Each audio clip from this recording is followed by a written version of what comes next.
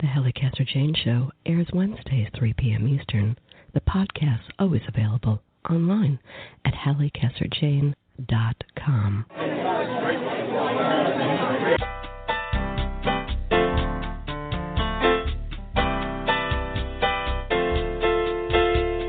Welcome to the Halli Casser-Jayne Show. I am your host, Halli Casser-Jayne. Boy, what a show we have for you today.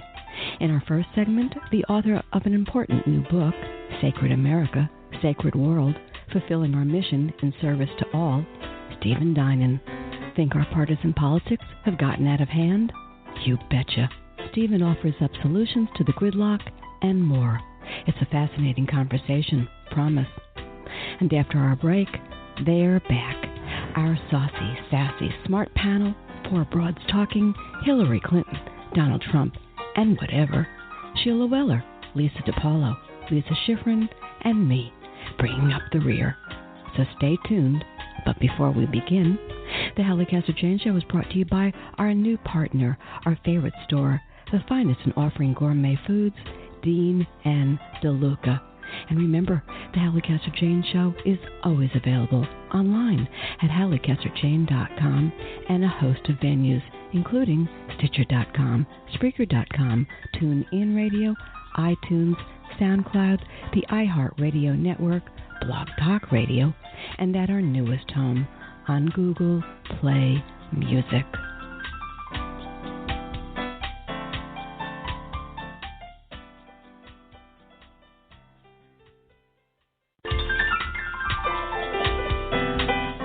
In Sacred America, Sacred World, Fulfilling Our Mission in Service to All, with a foreword by Marianne Williamson, Stephen Dinan, noted social entrepreneur and visionary political strategist, CEO of the Shift Network, member of the prestigious Transformational Leadership Council, the Evolutionary Leaders Group, the Stanford graduate who also directed and helped to create the Esalen Institute's Center for Theory and Research, analyzes America's internal political conflicts, opting for a transpartisan movement that will transcend our damaging polarities and will hold to a vision that honors the ideals of both the left and the right, forwarding an evolution that is both political and spiritual.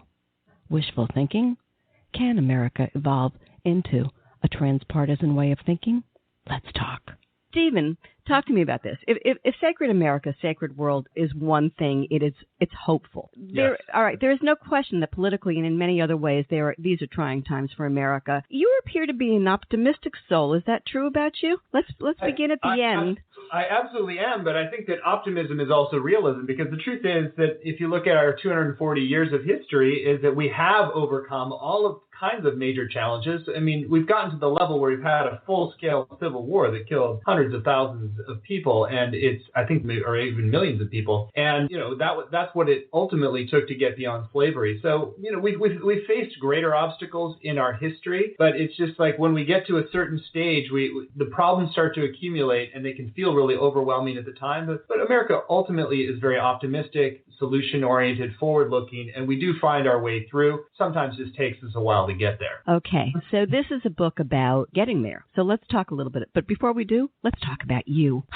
Tell everybody who you've had a remarkable evolution of your own. Talk to me from the beginning to where you are today. Give us kind of an overview of who Stephen Dinan is. Well, I grew up in northern Minnesota, and so I got some of that good earthy Midwest roots, and then I came to California where I got more into the experimental leading edge of culture, which is part of California's specialty. I went to Stanford, and it was more in the science field, and ultimately realized that I was more intrigued with the frontiers of consciousness in psychology and spirituality and new thinking, and so I went and got a degree in East-West psychology, and that led me to all sorts of different spiritual practices and transformational programs, and eventually working for the Esalen Institute. And then I got a big download in a meditation retreat that I needed to create this global media company that was going to be bringing forth education and training and seminars and media and eventually local hubs to help shift the world. And at the time, I had no business background and frankly, no business creating a business, but I I took the inner guidance and I went for it. Failed a couple times, but eventually got it off the ground. And now we have a global company that's touched, almost 1 million people around the world, and has 50 team members that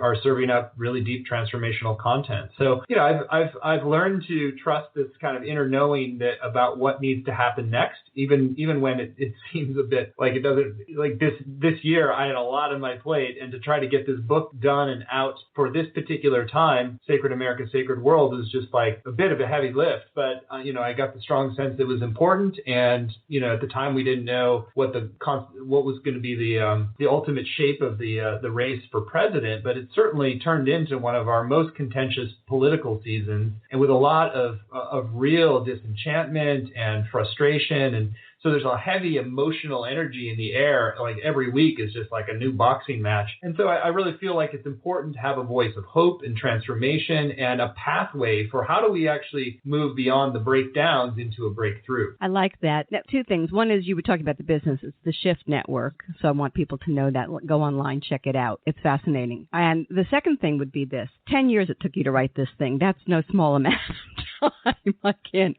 even imagine. But you did get it out. And I want to look at it from this point of view. There's a thesis here. Let's give the overall thesis, and then we'll go back and we'll kind of go down the rat holes and examine some of the things that you're suggesting here. Great.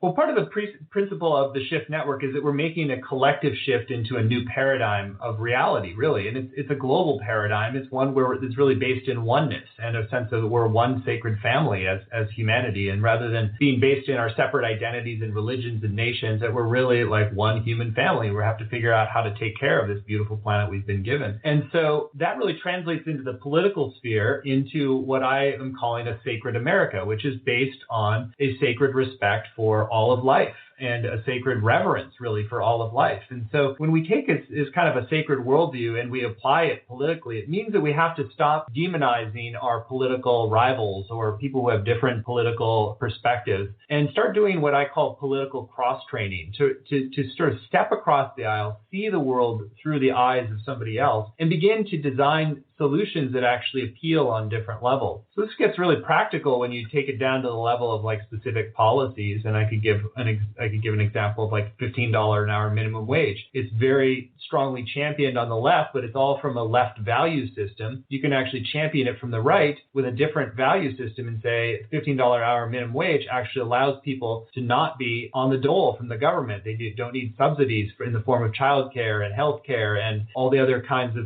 subsidies that you need if you're making $7 an hour and you can't feed yourself or your family. So you can argue for a $15 an hour minimum wage by saying this is about shrinking the size of government, reducing the tax burden, allowing people to have responsibility for their own lives rather than depending on someone else. And so that's a more right-leaning argument, but it ultimately is pointing to the same direction, same destination. So this connects in with the concept of just a sacred America is one where we have the deepest respect for other people and other political positions, and that we see that there's a complementarity in the evolution of the whole. So we're not simply trying to vanquish or defeat or stop the opposition necessarily. We're trying to find those bridge points where the policies, the perspectives that we're advocating can actually find traction with different political orientations, and therefore become stronger and be better solutions for the larger whole. All right, let me break in here then, because there is something that I want to discuss with you in terms of all of this. We all have our own opinions on how and why our politics have disintegrated. I think we have to look at that a little bit. I mean, who struck John first? That game has become almost a national pastime, a parlor game, if you will. I pledge allegiance to my party rather than the U.S.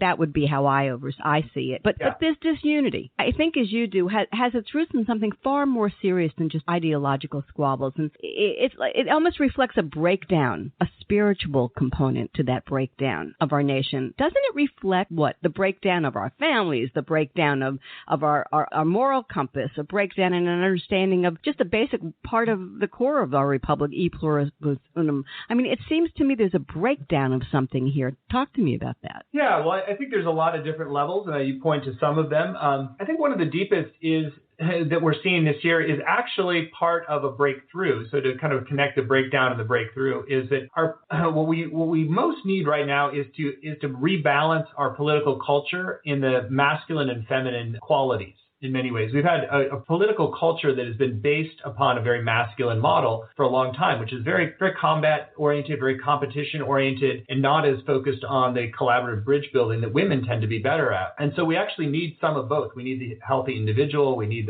the masculine, the strength and the power of that. We need more of the weaving together of different people that women tend to be better at. And so we had, in our founding, we had a couple things in our founding. First of all, we were founded on a violent revolution against Britain, which probably didn't need to happen. We probably could have had, like Canada, eventually a nonviolent separation or individuation that didn't sort of lead us to glorify violence as the way to create change. And we could have had eventually, women weren't even enfranchised to vote until 1920. So you basically have a political culture that's like hyper masculine, and then it becomes too wedded to violent means as a way to create change, and that leads people to get more and more entrenched over time. And so what we're seeing now is actually with Hillary coming in as a woman, first major political candidate, and Donald Trump is sort of almost an exaggerated version of the alpha masculine.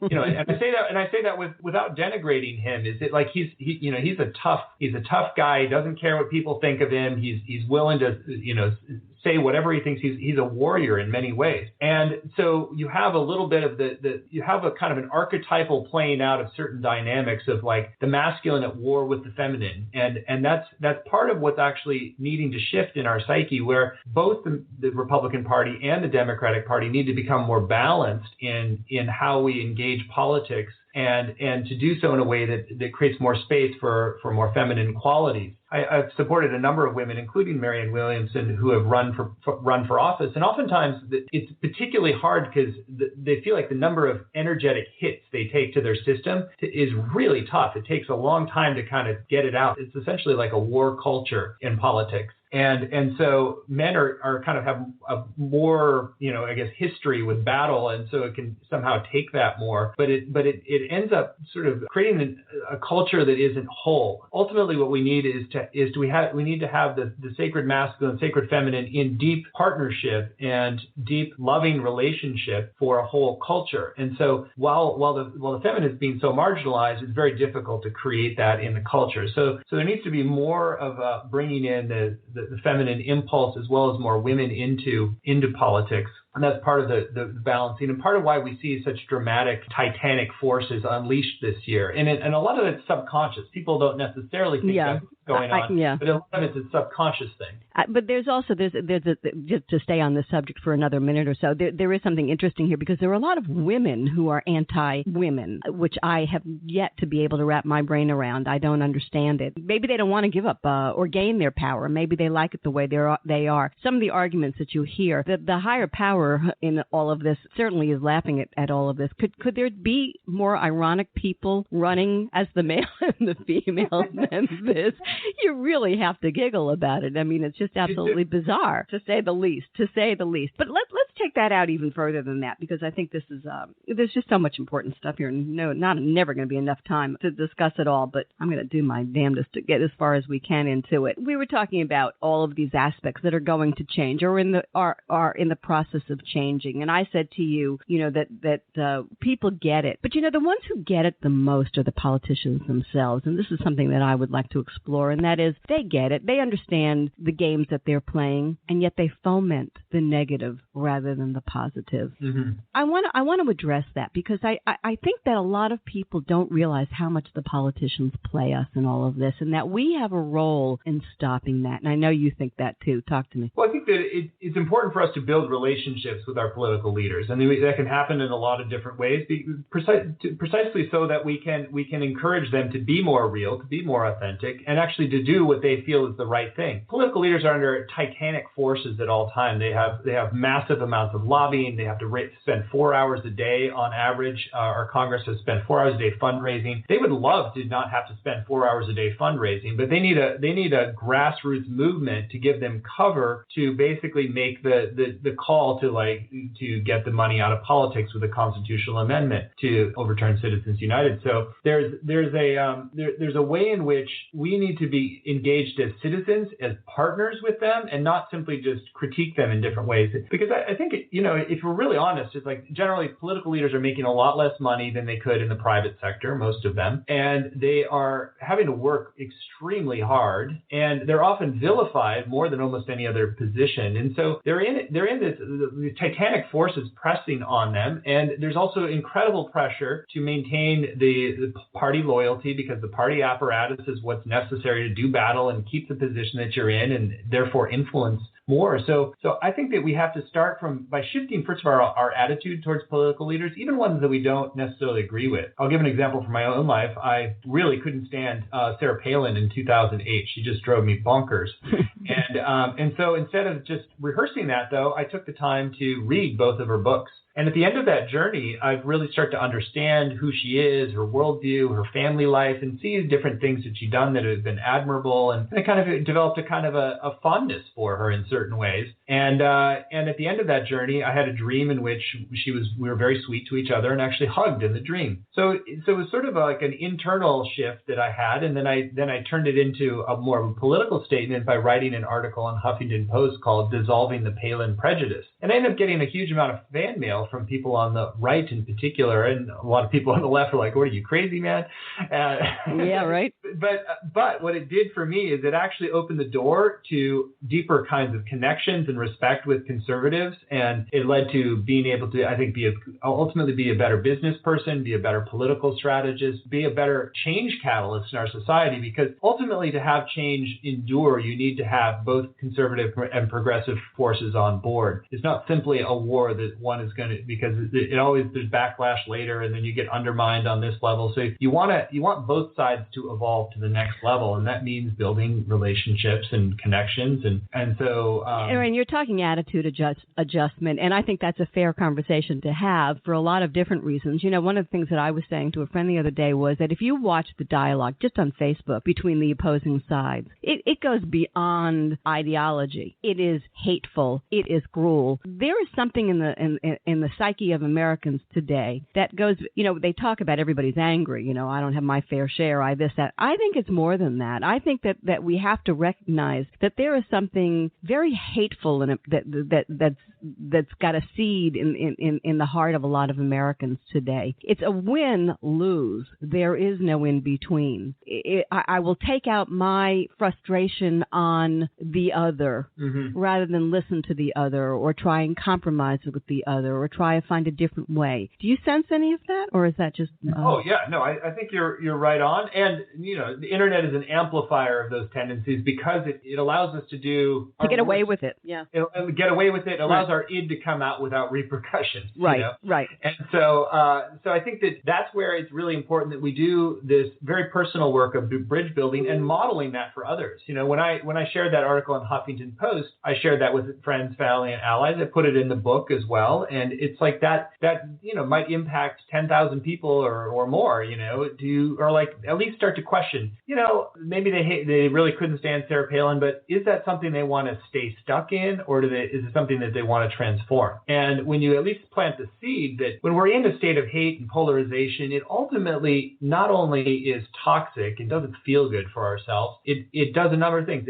It undermines our ability to find truly creative solutions that do work for more people, and that there are a lot of ways that left and right can bridge and create better solutions. And it also, on a subtler level, spiritually, it separates us from part of ourselves. Because there is a great mystical truth of oneness that we are all interconnected on a deep level, and modern science is starting to demonstrate that in different ways too. So when we're busy warring with someone else who's a part of reality, which is ultimately a part of ourselves, we're separating off from part of our deepest identity. We're actually separating off from the energy of love and connection and generosity. We're separating from that which gives our life the most meaning and value. So it's not fun, and it's not effective, and it doesn't get better results. It's basically like an old addiction that we need to let go of. Now, I don't think that just by my saying that overnight, people are going to let go of it. But if those of us who are on a path of growth, of personal growth and consciousness, really take it on as a practice, that we're trying to get beyond our political polarization and to really embrace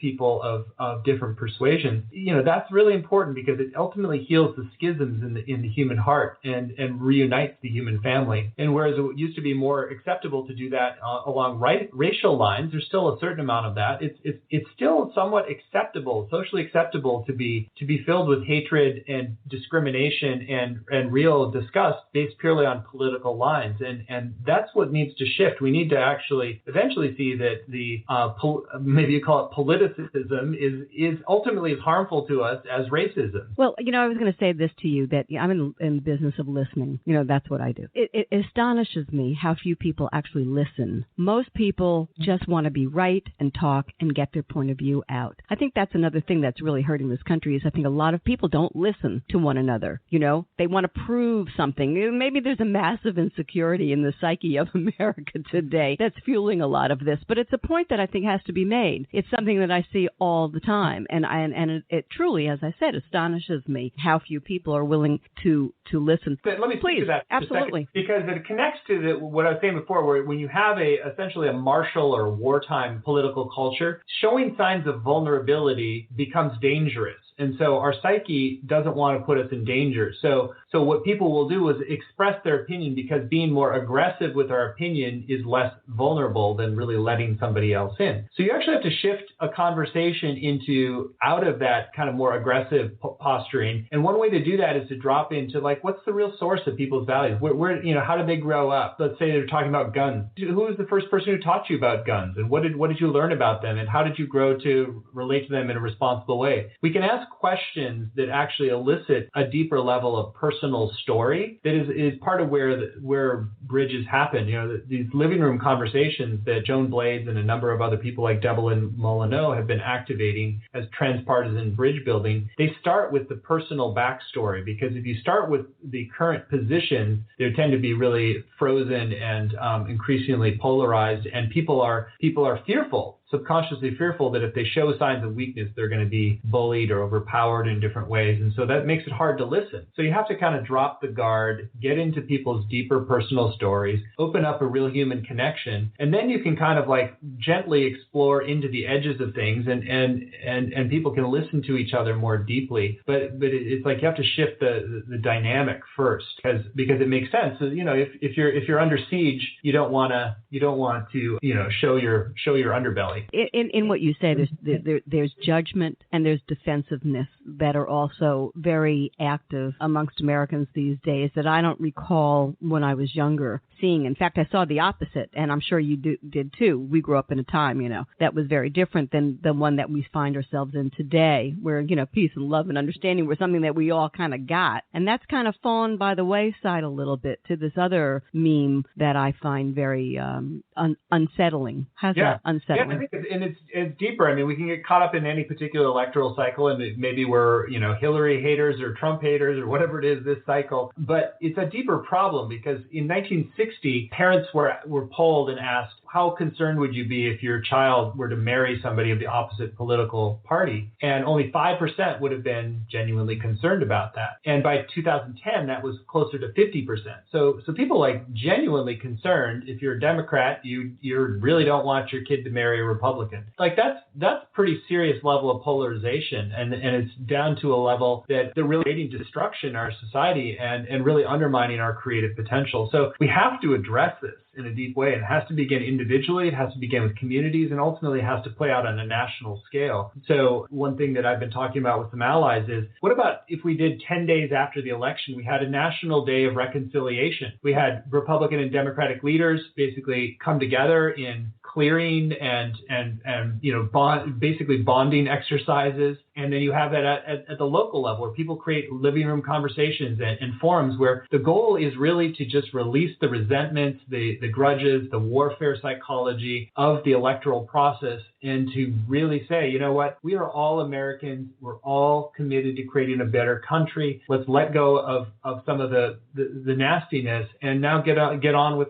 creating real solutions that work for all. because otherwise people stay in that heightened, vigilant fight or flight kind of state, and everything. When Obama was elected, Mitch McConnell said their main objective was to simply block a second term for Obama. It's like for 4 years, it's like they didn't want to do anything because it was just like that was going to give potentially more leverage to the opposition, and so everything becomes caught up in this essentially war for power. Leadership. I think we have to talk leadership very briefly here because it seems to me that the quality of leadership may not be what it used to be for various and sundry reasons. But if we're following a Mitch McConnell kind of leadership, you can understand how we get where we get. What kind of talk is that from a leader? I think that I'm not sure that we've actually had a decline in the caliber of leadership, but I think what we have had, as what does happen, is the worse the political culture gets, the less likely the really high-minded, noble,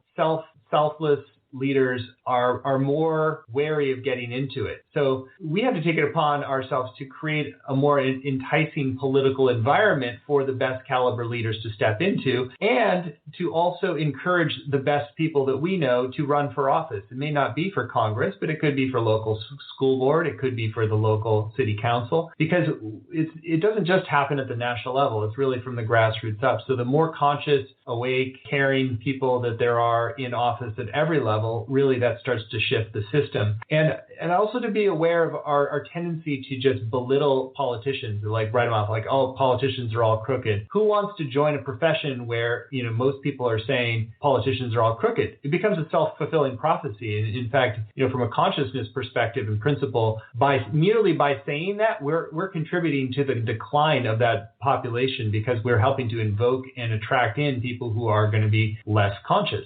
So we actually want to heighten the attractiveness, heighten the allure, and by actually being more celebrating what's good about politicians. Well, I think that's a good thing, but I also think that we have to also understand that they are not all good, and there happens to be a pretty poor crop among some of them these days that are fueling this kind of hatred and what have you that we've just been talking about. And to deny that that's true would be silly too, because I think we have to be very real about how we approach it. A remark like that by the leader of the Senate, Mitch McConnell, that will always leave.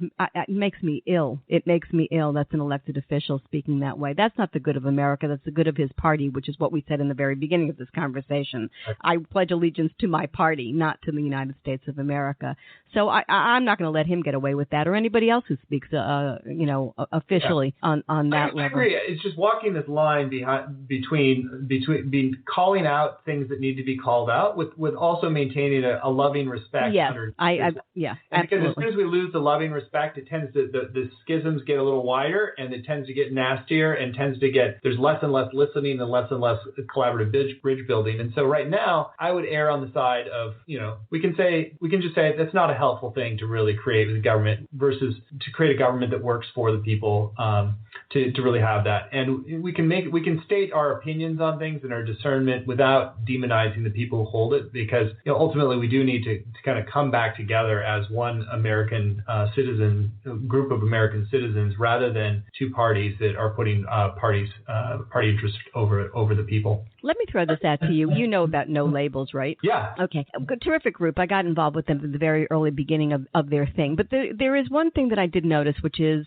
and this is something that I want to talk about, that we have to be careful also, because if you want to be nonpartisan, or we're going to get into transpartisanship in a second, but if you want to have these conversations, you have to do more than just politely have them, which is something that I saw going on. Everybody was still stuck in their positions. They were just being nice about how they presented it, rather than, again, listening and coming up with something different. And that's where I think I want to bring in, you talked about transpartisan before, but let's really get into your concept here of transpartisanship. Yeah, well, transpartisan is not really my concept, but it's something that has evolved from a whole number of people over time. And partisan is a movement that was created long before me. I didn't coin the term. And really, it's like trans means beyond partisanship, and doesn't mean to be nonpartisan. I think that's an important distinction, because people do have their opinions, and they can get a little stuck in their opinions. A transpartisan perspective is that we need to spend time going beyond our partisan positions and find a kind of a higher common ground. And when we do that, it can develop more curiosity, and there can be a more of a sense of real mutual learning from different perspectives. I like to think of this as political cross-training. So in physical cross-training, you say you want to be a great football player, you might take ballet classes because the ballet is going to teach you different levels of coordination than the football is, and it's going to make you a better football player. So you can still be a progressive and then learn from, in a political cross-training way, a conservative to see the world differently and maybe value certain things in a different way. I personally have grown a lot from different connections with conservatives, and I feel like it's made me a better leader, it's made me a better CEO, and it's made me a better in politics. And so that's sort of another level beyond just sort of grudgingly or just trying to play nice and get along, but saying, you know what, I'm curious about how to see the world from a different lens. And I know that when I do that, I'm going to be able to take another perspective, and that's going to be ultimately additive to my ability to create the changes that I want to see, because I can speak a different language. It's like if you travel if you have a travel abroad program and you go and study in France, you learn to see the world through a French lens, and you learn some of the French language, and so that allows you to have a richer perspective on life. And the same thing I think applies to politics, because they're whole different cultures. So as an example, when I wrote this book, I really wanted to get some conservatives on board and endorse it and also build bridges. And one of the people who reached out to was a guy named Rich Toffel, who is a remarkable, deep-thinking guy who's one of the founders of the Log Cabin Republicans, an early champion for gay marriage, and that he basically brought that forward within the Republican Party. Really, really lovely guy. And he read the book, he liked a lot of it, and he had some strong critiques of how I was portraying conservative positions. And I got him on the phone, and I really listened to him, and I learned from him, and I deepened my understanding of how to see the world from a conservative perspective, and I made shifts to the book. And he actually came on as an endorser, and we're looking at potentially doing some events together in the future. So I had to sort of say, you know what, I have something to learn from you, not simply just to try to defeat you in an argument, but to say, I have something to learn from you, and your perspective is going to be additive if I can really understand it. You take it actually even further than that, which I love in the book, and you talk about the fact they complement each other. Right. And I think it makes sense when you come back to the human body. If you look at the human body is very conservative in certain ways, because, we can die very quickly if our electrolytes go out of balance, or our pH goes out of balance, or if we run out of oxygen. There's a lot of what are called homeostatic forces in the body that keep things the same, because too much change in body systems can lead to die fairly quickly. And so nature can be quite conservative in certain ways, but it also is always oriented towards growth. And so there's this sort of two tugs in any living organism between preserving the systems that are necessary for life and the growth into new direction and new possibility. And so just same thing in a political culture, we might temperamentally be more progressive by nature, or temperamentally more conservative by nature. And yet we're actually playing different functions in the larger whole. So for America to truly evolve into our highest potential, there's a lot that we need to conserve and preserve. And there's a lot of good in what we've done in our institutions and our founding codes and the Constitution and our laws. And so there's a lot we need to preserve about our society without changing it willy-nilly. And there's a guy that I worked with one time who he had a great way of saying, he says, I feel like progressives are always trying to change things, and my job is to slow them down. I've heard that. and it was a perfectly simple way to look at it, where sometimes the progressive impulse to change things really quickly and make demands and do in this direction, it's not necessarily always respecting societal institutions. So to bring it back to Rich Toffel and gay marriage, here was a man who was a gay man who created the Log Cabin Republicans, recognized that in order for gay people to truly advance our society, conservatives needed to embrace them as well, because they were holding more of the homeostasis for the culture. And then he said, let's embrace gay marriage, which at the time on the left was totally ridiculed, and most gay people were like, you got to be kidding, that's a totally outdated, old school, conservative notion. Why would we want to have gay marriage? Like in the 90s, that's how most people reacted. But he recognized that in order for gay people to be fully integrated in the culture, it needed to be embedded in the traditional institutions like marriage. And so ultimately we've come to that same conclusion as a whole culture now. If you think about it, part of why conservatives are often more successful in business is the bigger a business you grow, the more of your attention has to go to preserving the good of what you've already created. It's harder and harder to be innovative and nimble and change things really quickly the bigger of an institution is. So you have to devote more of your attention to really stabilizing the whole company. And so you become a little less change averse, or a little more change averse. I've even seen this with myself as we've grown from a startup where I was just like a visionary guy at my computer trying to convince people to do something, to now having 50 or so team members. There are ways that I've had to become more conservative financially. There's different things in terms of not putting all my bets on one direction or another. I've had to learn from conservative folks how to better steward a mid-level organization. And I think that that's temperamentally, it's kind of grown me in certain ways. Even while I still am a strong believer in evolution and change and progress, it's like there's also a deeper respect for the discipline, the financial responsibility, the sort of erring on the side of caution when required that it takes to manage more just sort of larger entities. And so that's part of how I think when we go beyond even just tolerating each other to learning from each other, that's how we can grow into more well-rounded and ultimately more whole citizens. You know, the title of the book, Sacred America, Sacred World. I want to talk about that word sacred.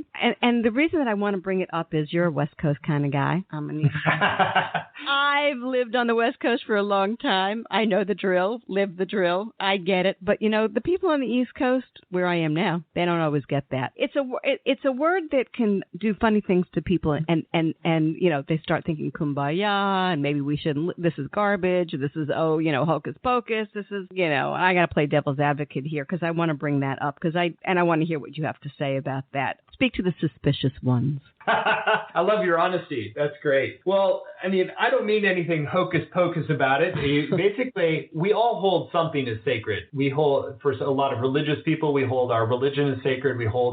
You might hold Jesus as sacred. You might hold tradition as sacred, or family as sacred. Sacred is actually more about our relationship with other things rather than a set of beliefs, or it's even a scientist holds the truth as sacred, or the scientific method is sort of sacred. We all have our sacred cows, if you will. The reason I got the sense to call it Sacred America, Sacred World is there's two levels to that. One is we need to create an America that's based on a sacred worldview, where we really see the sacred in all things. So we honor and respect the right of everything to exist on this planet and to have its role. And then there's also this relating to something in a sacred way. There's a level of reverence, of love, of respect and honor that I think we need to have in relationship to our country in order for us to grow still further. It's not about being stuck in the past, but about, if you're raising a child, you really want that child to feel loved, so that when you sometimes need to take corrective action or disciplinary action, that they're going to respond well to that because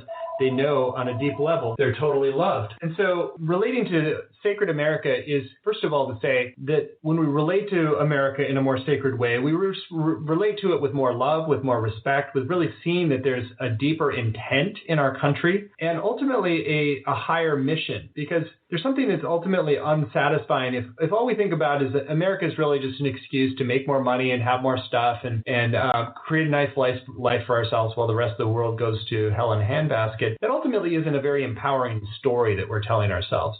And so if we look at the founding of America, there's a lot of very deep spiritual and philosophical codes that were embedded into who we are. It's like there's a reason why there's a floating eye on the pyramid.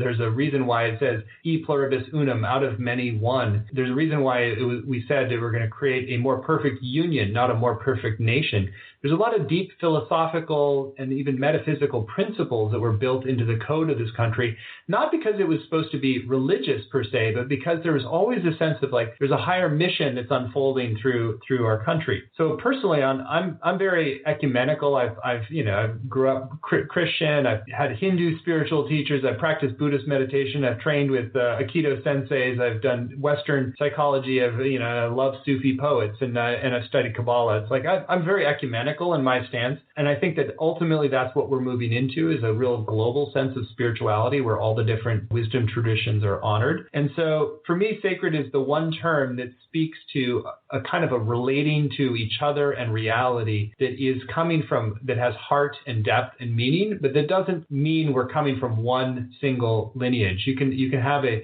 a sacred relationship with all of life. It's Native Americans tend to relate to all of creation in a very sacred way. So we keep extending the orbit of what we consider sacred and to relate to it in a way that really helps it evolve. That's ultimately, it's a love relationship ultimately. I thought we should clear that up because I do know that, it's a word that can send some people off, but I think it was very well used in this book. And I'm also glad that you brought the spiritual in within that answer because I was going to go there next. But here's my next thing, evolution versus revolution. I think that's such a powerful thing. It's something that once you're sensitized to it, then you can see why it's so important. Like, I think, for instance, Bernie Sanders, his campaign, there's a lot. I was an early supporter and was actually a fan of the campaign through much of it. But I think in the last month or two, it started to get too caught up in its own revolutionary righteousness and start to actually create unnecessary polarization and disenchantment and potentially undermine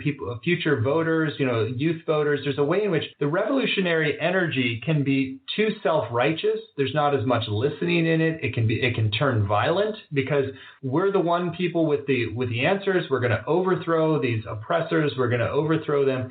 There's not a lot of respect for the dignity of the other in a revolution. And so, we kind of got caught up in glorifying revolution with the American Revolution, and we built in a little too much violence in how we create change. And so really, revolution is not what's required right now. What is really required is an evolution. It's a sense that, yes, we have some breakdowns, we have problems, we have shadow issues, we have some corruption, and they're handleable. We can evolve to the next level of health and prosperity and security and sustainability and peace. We can do this, and we have demonstrated we can do it in the past. And we don't need to, basically, string some people up and persecute them for it. It's more like we just need to work together. And we need to work together not just in one party, but across all lines. So that's why I call it an American evolution, because it's not about Democrats versus Republicans. It's about an American evolution where people are recognized that it's time to upgrade the operating system. It's time to go to the next level. And we're going to do so in a way of respecting that everybody can be part of the same team, even if we have very different political orientations. So the way I'm seeing it is if we create more and more of an idea of like we're creating an American evolution and we're all evolutionaries rather than revolutionaries, then we're more patient. We're working to build more bridges. We're building more alliances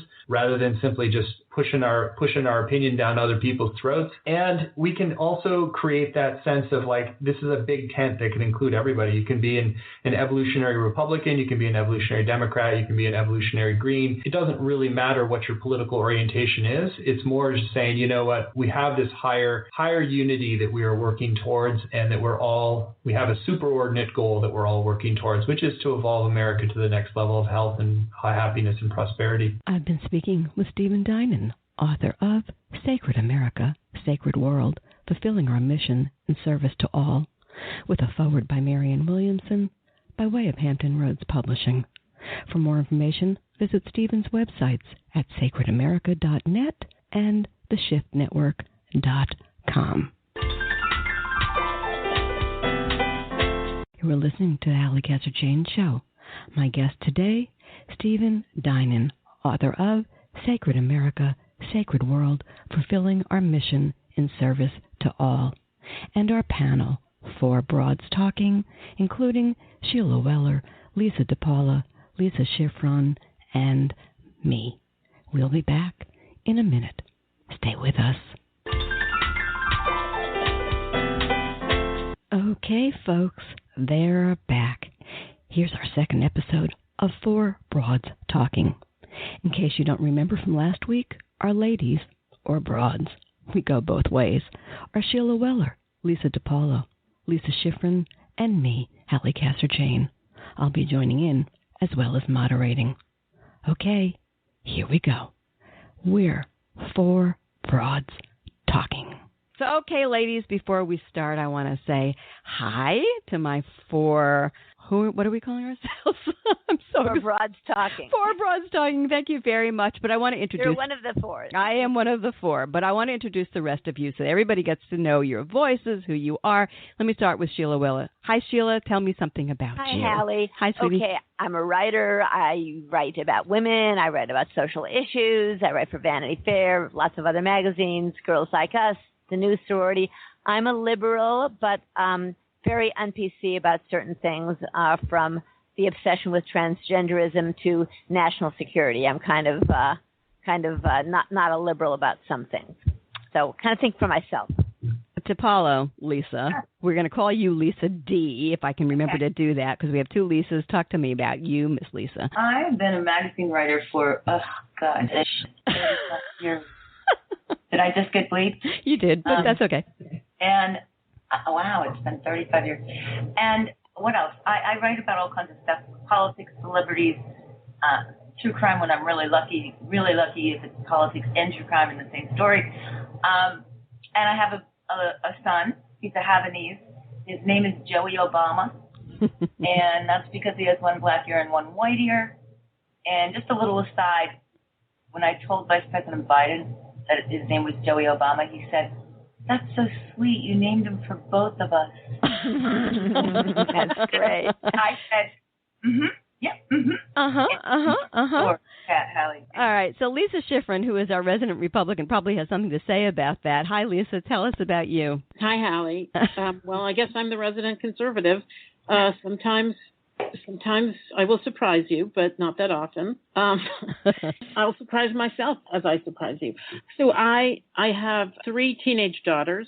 Been home taken care of for the last many years. I started off as a newspaper editorial writer, and then became a political reporter, and then a war correspondent overseas in Afghanistan and Pakistan in the late 1980s when the Russians were there, the Soviets. Then I worked for a while at the Defense Department, doing things I can't tell you about, in a new office then devoted to kind of the small wars, counterterrorism, and that sort of thing that we knew was coming, but we didn't know that it would come as big as it's come. I mean, everybody understood at the end of the 80s that the post-Cold War world would not be like the Cold War world. But hey, Schiffren, I'm going to interrupt you because you're doing what conservatives always do, yakety. Yeah, sorry. So we're going to finish it up, darling. I write for the New York Observer, and I do a lot of ghostwriting for other people. Okay. Nice to have all of you here as part of the Four Broads. I'm the fourth, of course, and I think I'm not going to tell you anything about me as if any of you don't know anything enough about me. We know that you. So we'll just get going with what we're here to talk about today. And so here we go. All right. So, my Republican friend, I'm going to start with you. Okay? Sure. All right. So here we go, because you know what happened today as we go into recording this story. Hillary has been cleared of all charges by the FBI, although the director, James Comey, did call Clinton and her aides, quote-unquote, careless. So, my friend Lisa S., what you got to say about that? Well, I would not have used the phrase cleared of all charges. I would have said what he said. He recommended against charging her and trying her as a criminal. What he did in his TV report, his broadcasted report, I heard it on the radio, was to list, it was actually an astonishing performance because he listed for roughly 12 of the 13 minutes all of the lies she has told, all of the places where her negligence, and I would say gross negligence, since she was the Secretary of State and understood that she was dealing in highly classified information, all of the places where she had lied about not doing that on her private server. She did it a bunch of times. He said at some point not only that they were extremely careless, but that her system was less secure than Google. And then he went on to say that hostile actors gained access to the private email accounts of people Hillary corresponded with, and therefore we understand hers. Okay, so we get all of this. We get this. You don't have to go into it. So wait a minute. She's not being charged. That doesn't mean that she has not demonstrated terrible judgment, gross negligence, and really, all right, DePaulo, wait, hold it.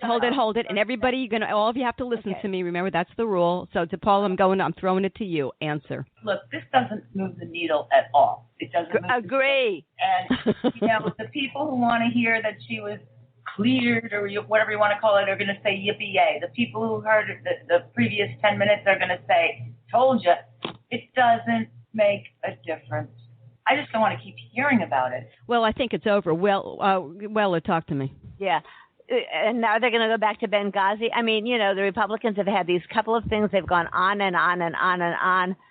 I cannot see that this was ever a big deal. And she was cleared of it. And come with something substantive about her policies, about her experience, and give me what is so dangerous about her as opposed to Donald Trump, that lovely, incredibly experienced man, incredibly even-keeled, sophisticated. She says facetiously. Lisa asks, I'm going to say this to you though, okay? FBI Director Comey is a very well-respected man on both sides of the aisle. So what are you saying here? Because if you say that this is a bunch of hooey, then you're really putting this guy down. And he's the one who needs to go, not her. Talk to me, and make it quick. Make it quick. One, Comey, I think, lost a lot of that respect today. But here's something that Comey did. He laid out the case against her, and then he said, nah, don't prosecute. He laid it out so clearly that I think he left it for the American people to judge. And perhaps that was the best he thought he could do. So the real point is, whatever you think of Donald Trump, he is clearly right. And the American people will see this regardless of what side they're on when he says that the system is rigged. Justice for the Clintons is very different than justice for any of us. Had any of us done what she did, we, like David Petraeus, would have lost our jobs. We would have lost our careers, certainly our clearances. Nobody would be promoting us to president. Nobody, Donald Trump has done nothing wrong, like take all the money from those Trump University people, all those bankruptcies. Oh, come on, Lisa. Really? Oh, come on. All right. We're not going to solve this one, obviously. No. I think that a good point to be made here is don't worry about it, my friends on the left, because they're going to come up with something else. They're going to go after the Clinton Foundation. They're going to go, because the only thing that they have, and their only hope of not losing or of winning, is to take Hillary down. And how many years? 30-something odd years have taken Hillary down and gotten nobody really far. Yeah. So here we go again. Let's move on to this, because I think this is fair.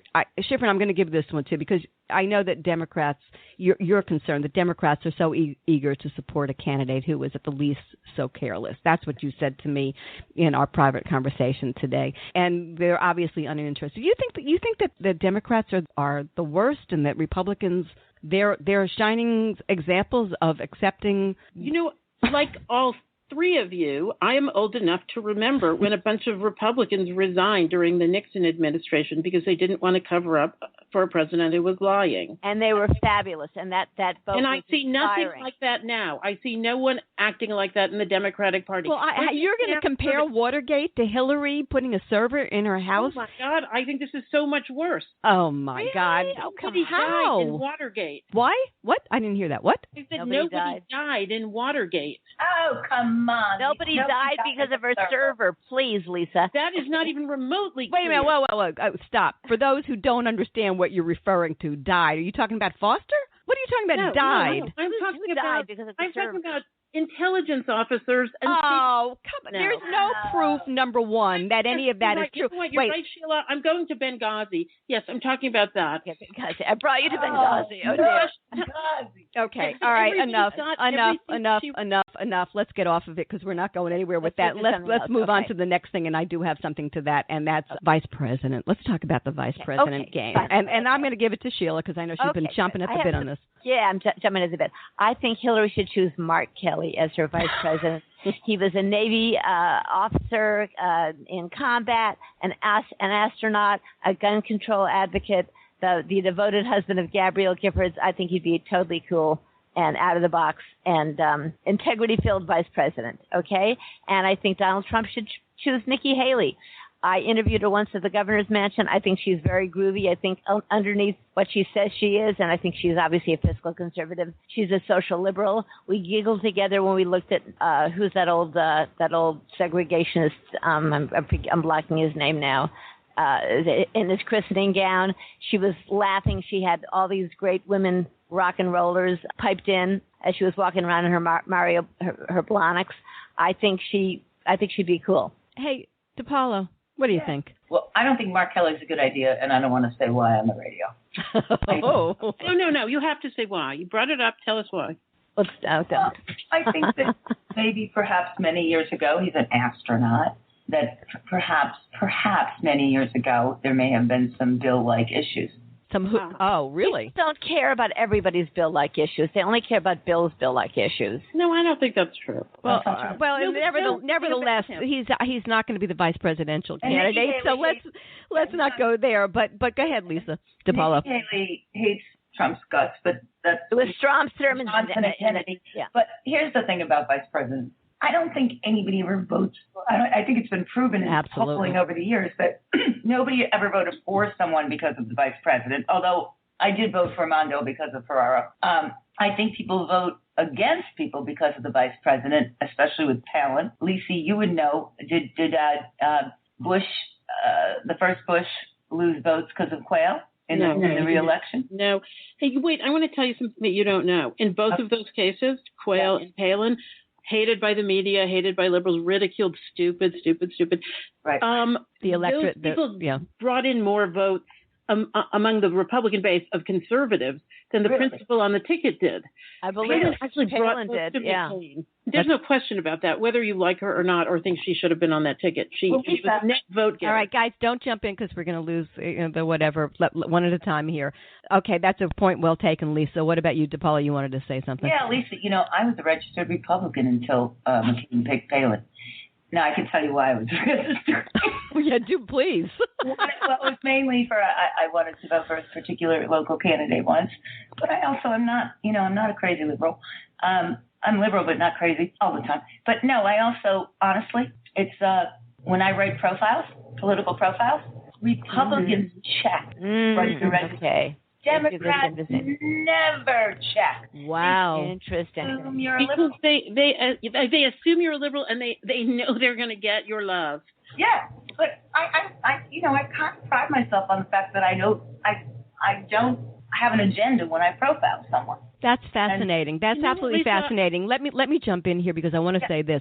Okay, in the case of Hillary, it'll be a nice addition. Honestly, I don't think anybody cares one way or the other. I do think it's major in Trump. And for the obvious reason, which is he's a political neophyte and he's just made everybody crazy. And so, you need to have somebody with some sense of knowledge about the issues and about the real things that matter when it gets to the day of governing. So that being said, Lisa Schiffren, give us who your choice is, and then I have something to say about that. Okay. Well, you know what? The one person whose name I've heard mentioned, who I love, is Tom Cotton. He's young. He's a brand new senator, but Trump needs somebody who is more conservative than he is on the issues, but also somebody in Congress, in the Senate or Congress. So Newt Gingrich makes sense. I don't know. Newt's actually brilliant in many ways, but he's also maybe somebody who we're tired of. I certainly think Christie is a bad idea because he's too much of a bull. Joni Ernst. Talk about Joni Ernst. Yeah. But she's also a neophyte, and she just voted wrong on some immigration issue that will be a problem for her. That's interesting about Tom Cotton, though, Lisa, because when I was in Arkansas, during the Senate race, people it was Trumpian in a way. They all tried to the Democrats tried to put him down, and the people got something about him, which is served 2 tours in Iraq, okay? Like on his family farm, 5th generation. Mm-hmm. So while I don't agree with most of his politics, there was something admirable about him as a character, and the Democrats totally missed that. Well, he's also really smart in the traditional academic way. He's got that Harvard law degree. Oh, right. And you know what? Unlike Trey Gowdy, he's not a showman, but he will make a very concise, serious case when he is arguing. I have a thing about him. I'm going to interject here, and I'm going to tell you that I find him offensive. He can be so curt and so cold and so cruel in some of the things that he says. I watched him last night, and I'm telling you, I started to break out in a sweat. I'm going, could you smile? Could you be human? Could you show us something other than just pure hate? That's one of the things that keeps coming across with a lot of these Republican conservative, the ones who are the typical. The presentation is so off-putting so much. It's true. It's true. Most of them need lessons on how to. I live in New York, as you do. There are drama coaches who, we lined up for Ted Cruz that it never kind of got happening. That's what you need. They need both speech coaches and drama coaches. It would go a long way because I tell you personally, I mean, I think I'm a fairly intelligent person and I listen. I'm a good listener. Mm-hmm. I find it tough to listen to them. They just make me want to not listen, but to become combative with them. I think that's a lot of the problem in the Republican Party right now. They're so dogmatic, so angry, so hostile, so this, that, and the other thing. That's what comes across. You can never get to listen to what ideas they Halli, may have. As you know, they are angry. We are angry. I'm angry. People are angry for all sorts of real causes. Well, I think Democrats have reasons to be angry, too. And, yes, and I'm an independent. I'm in the middle of all of you. I go one way or the other. What? Say what? The whole middle class has reason to be angry. Everybody's angry. It doesn't give you Yes. It doesn't give you a reason to come off in that kind of, it's demonic sometimes. I think Ted Cruz was demonic. I don't know Tom Cotton. I haven't heard him. Yeah, well, go listen to him. It's no different. Scared the S out of me, and I thought Donald Trump would be better than Ted Cruz, right? Because Donald Trump is a social liberal, and he could be male evil. I mean, he would be embarrassing. We'd all want to leave the country. But Ted Cruz scared the bejesus out of me, and I know that you like him. The opposite of what Republicans want. Republicans actually want somebody who's conservative and who will actually be effective. So, well, I don't think they will be effective, though. You see, that's the point. Maybe not. But Trump has gotten pretty far being pretty angry and being pretty, unpleasant. No, he doesn't come across that way. That's where you're wrong. The reason Trump has gotten so far is because he says some things that God knows we all kind of roll our eyes at, but he does it in such a funny, charming, goofy kind of, Trumpian way that it gets by. It goes away. We all scream and carry on. But he's not, to my mind, just scary like the others come across. Yeah. There's something he knows how to charm. Yeah. I think we're going to change the subject, but I just want to say to Lisa Schiffren, didn't Cruz's religiosity put you off a little bit? You mentioned it a couple of times because he's totally Christian. That's more important than anything else. This is a Christian country. That's what I got from Ted Cruz. Well, I'll tell you the answer to that. Yes, I thought he did way too much of that, especially since I don't actually believe he's that kind of guy. I think he kind of pushed that hard because he had a strategy that involved the evangelical vote, which he didn't ultimately benefit much from. And I think that was a dumb mistake. And had I been advising him, I would have told him to throttle back a lot. All right, let's change it. Let's get off that. Let's get to where I really want to go today, because there was a piece that I read yesterday. I posted this on Facebook, and we got some really interesting responses to it, and I want to hear what you guys say. I want to bring this up. It takes us back to Hillary, your favorite subject, Schiffren. Catherine Kennedy Townsend, former Congresswoman, wrote a terrific piece in the New York Times. She asked, she asked, what should a powerful woman look like? I posted, as I said, on Facebook, my gosh, ugly, hateful, vicious takedowns of all things Clinton. It was and from women. Women. I don't get the Sheila respond, because Kathleen. Yes, well, a lot of Republican women dislike Hillary. A lot of Republican men dislike Hillary. Clearly, we found a few months ago during the Gloria Steinem and Madeleine Albright dust-ups where they said, especially Gloria, something pretty darn innocent. I heard it, and she got pounced on.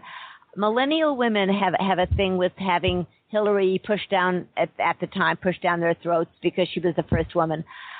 Hillary's got some baggage. Some people don't like Hillary. I saw some of those remarks, and I was astonished. Kathleen's piece was about what should a female candidate look like. I think, with all due respect to her, and I think she's wonderful. I think Kathleen is wonderful, and she is the only female in that family that ran for office. She said something nice. Here comes the killer. Go ahead, kid. She's great. No, but I think when she said things like, "Well, they got mad at me because I didn't wear pantyhose one day," I don't think that's the thing anymore. I think you can get away with not wearing pantyhose. It's been chic to not wear pantyhose in the Condé Nast building for like 15 or 20 years. But I think there's still an issue with women's attitudes, with women, in power's attitudes. I think we've got the good-looking, power-suited women executive down. It may not be a political model, maybe a Silicon Valley model, but I think the looks part is okay. They know how to get the looks part right. I think the assertive talk part is harder. I think it's easier for a guy to do that, and it'll be more accepted. It's always more accepted. But I think her article was a fair article to because I hear so many things from so many different people on this subject, and I never hear Hillary mentioned. Within a few minutes, somebody doesn't say something about the clothes she's wearing, the hair. I hear that all the time. I want to surprise you here. Okay. By saying that I hate Hillary. That's no surprise. I'm not surprised. I think she looks great. I think she looks exactly like Peter. different. And you know what the real key to it is? The key, ladies, is that she is a postmenopausal woman who is not, there's a word out there that I don't want to use. She is not, the first thing that you think when you look at her, she's well groomed, she's got all her makeup's perfect, the hair, the clothes are a little weird, but they scream money and power. Your point. That's my point. Is that nobody looks at her and wants to sleep with her. What's the problem? No, that's a distraction. She's not nubile. She's not fertile. She's postmenopausal. All powerful women are. Thatcher, Gandhi. Well, that's sad, isn't it? It's not sad. It's not a good idea to put young people at the head of major countries. I don't think we should elect people who are 40. I think we should elect people who are 55. But I don't do. But I have to say this to you. So if a woman who, there are a lot of women who are in their 60s are drop dead gorgeous, still sexual, still look the part, look fantastic. What? They can't run because they're too pretty? No. They can run, but they're not really. You're not going to buy it because a woman can be a crone and have power, but she can't be an attractive crone and have power. No, that scares me. That's not really what I'm saying. No, that's not what she's saying. There's really a difference between, there really is a split between being sexually appealing primarily and primarily radiating power. And our media culture, Hollywood likes to pretend that they're the same thing. In that Madam Secretary or the good wife way, those women go back and forth being really attractive to everyone around them and also being powerful. But that's kind of nonsense. Real women with power are Angela Merkel or Janet Reno. Men. Look at the cabinet. None of them are hot babes. They're serious women. Men. I don't know. Nancy Pelosi's looking pretty good, even at her age and her 50 She's facelift. a crone, and she has always been a crone. She's a pretty attractive woman. Let's not put down women's looks. But I do think that this is an important conversation. No, but Sheila, listen to this. Listen to how this becomes about women's looks and whether they can be this, that, or the other thing. There's still something it's not here. Looks, it's age. Well, that's even worse. No, it's not worse. It's something everybody can grow into. To me, it's worse. I actually don't think Hillary's being busted for her looks. I think she's being busted for the emails, Benghazi, the Bill Clinton, and Monica, whatever, with the history of it. So I don't think anyone's. She used to be busted because of the headbands ages ago, or the changing of the hairstyle, which was silly. I don't think she's being busted for her looks any more than anybody else in the public eye who isn't, I think she is being busted for being a woman. She is. I think not. Yeah. I think that works for her way more than against her. No. DePaulo, what do you think? Of course she is. Look, do we need any more proof that everything's different for her? Right. Absolutely. Okay. I think you can't ignore that. But guess what? She looks fantastic. And let me tell you, to be able to pull it together that way, to look that great, which she must, because if she has an off day, she'll get crucified. It's not easy. And I think her stamina is off the charts. When I traveled with her to Burma, the reporters were all like dragging, dying, like sweating bullets. She was amazing. Her stamina is off the charts. Mm-hmm. And I just think she looks fantastic. Okay. But, at the end of the day, it's always going to be different. Of course, it's going to be different. But I want to add, I thought there was such a beautiful moment today that no matter what you think of her, anyone or anybody who thinks anything about Barack Obama, to watch them walking off that Air Force One today. It was really nice. Well, first of all, and to all the people, the campaign is paying for their ride on Air Force One. But to watch the first black president and the first woman nominated for president walk off that plane together, I got chills. Yeah, it's a nice moment. It was. Nice moment.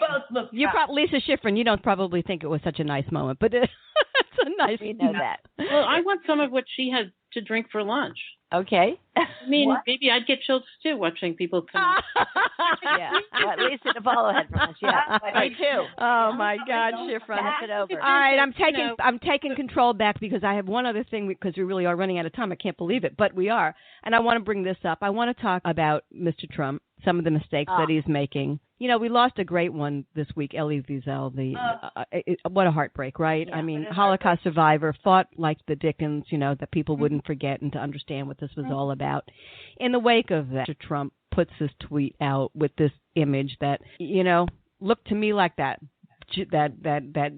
6-star Jewish patch on the clothing of the Holocaust, people. It just made me crazy. And the money in the back. I don't understand this. I don't understand how this is happening. I mean, his son-in-law is Jared Kushner. Everybody says that, but he's still listening to that base over there, that miserably racist base that he doesn't want to lose, and probably Jared Kushner doesn't want to lose it either. He's pragmatic. I do not in any way think that Donald Trump is an anti-Semite, and I don't really believe that these people have measured the hardcore anti-Semitic white supremacist base and decided to cultivate it.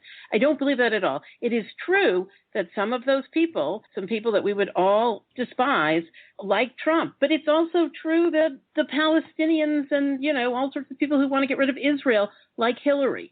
So we don't blame that on her. You can't help all the people you attract. I guess I do think that the campaign has to be more serious about this because it's just been said too many times it's costing them. They need to come out and say something straight about this is not our intention. Nothing we say means that if we're careless, we're sorry. DePaulo, talk. Well, one of the employees at the New York Observer wrote a terrific letter today. Explain who the New York Observer is in the... Okay, the New York Observer is owned by Jared Kushner's publishing company. Ivanka's husband not only owns a great deal of real estate, it's a major real estate family, like, there's Trumps, there's Kushners, there's Dursts, but he also owns the New York Observer, the weekly newspaper. I'm sorry, I think we're every day now. But anyway, somebody wrote to him, I'm an entertainment writer here, and, this is awful, and you can't just stand next to your father-in-law and nod. You can't just ignore what's being said and put out there that is obviously anti-Semitic. I thought good for this woman. Let's see if she has a job next week. Yeah, we all feel good for her. Yeah. Right. And did we explain that Jared Kushner is Jewish and that Ivanka, the daughter, converted to Judaism? They are They are observant Jews, no less. What is he thinking when he sees that tweet? He's not thinking. And I agree with Lisa Schiffren. I don't think Trump's an anti-Semite. I don't think any of us do. I don't think that's not the point. That's not the point. It isn't the point. The point is that he's playing to something that he shouldn't be. Right, and that's you're guilty, even if you're in your heart or not. But I think so much of Trump is different than, he's obviously not pro-life. Right. I mean, come on.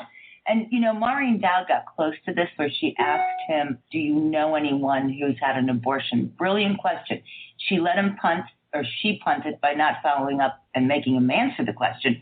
But, he spent most of his life around supermodels and beauty pageant contestants. You bet, he knows somebody who had an abortion. Great question to ask him. But this is all, what's so sinful is the throwing the red meat to the face, and ugly, ugly, ugly red meat. Couldn't agree more. Agree with you. Great. Absolutely. You're not going to believe this, but we're at the end of our half hour. Can you stand it? So let's close it out. Hate to do it, but guys, it's just when it goes this fast, we got to keep on doing it. So here's the deal. Tell me something I don't know, Lisa DePaulo, or I should know, or you want me to know. No, absolutely. Let me tell you something. I live on the river in Long Island City on the East River. Boy, was I blown away last night by the security around here. They cleared blocks and blocks of streets of cars. They took the garbage cans off the cars. It's kind of scary. Whatever happened to the 4th of July? Anyway, that's my thought. And it was a police state last night. Although there is an upside to that. These cops are hot. Yep. Can I be the next person? Because my dovetails into Lisa's. What I heard that you don't know is from somebody very high up in a national security analyst is that ISIS has something big planned for us. Yes. So that may be why all those cops, okay?